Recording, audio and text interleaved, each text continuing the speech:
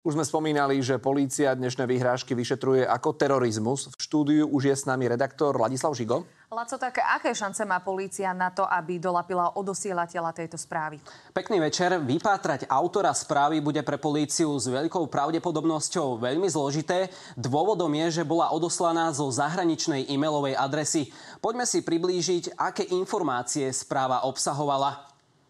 Toto je mail, ktorý dnes dostali takmer všetky školy po celom Slovensku. Celé znenie nezverejňujeme. Nechceme slúžiť záujmom odosielateľa.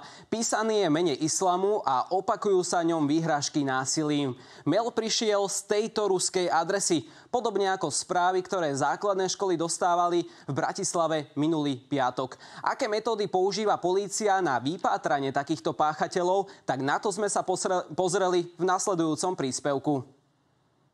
Potom ako dnes nahlásili bomby na stovkách základných škôl, ale aj v bankách, internátoch či obchodoch, začali policajné riaditeľstvá po odosielateľovi mailu intenzívne pátrať.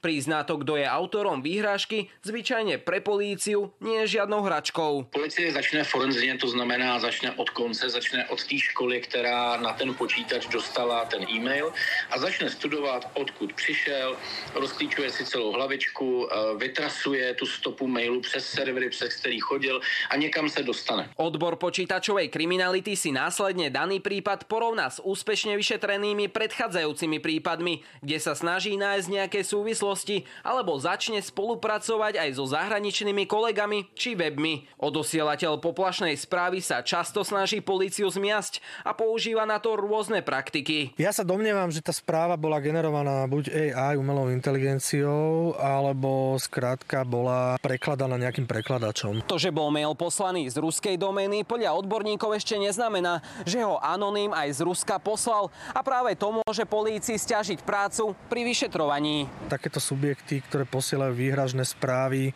ich posielajú zo serverov, ktoré sa nachádzajú napríklad mimo územia Európskej únie a tým pádom sú ťažšie dohľadateľné tieto servery, respektíve dáta z týchto serverov. Avšak aj pri dobrej zašifrovanej správe odosielateľ často urobí chybu. Může tam být i nějaký podpis v podstatě, nebo nějaká vlastnost toho člověka. Aj napriek tomu však polícia vie dohľadať páchateľa, ktorý nahlásil bombu iba v málo prípadoch.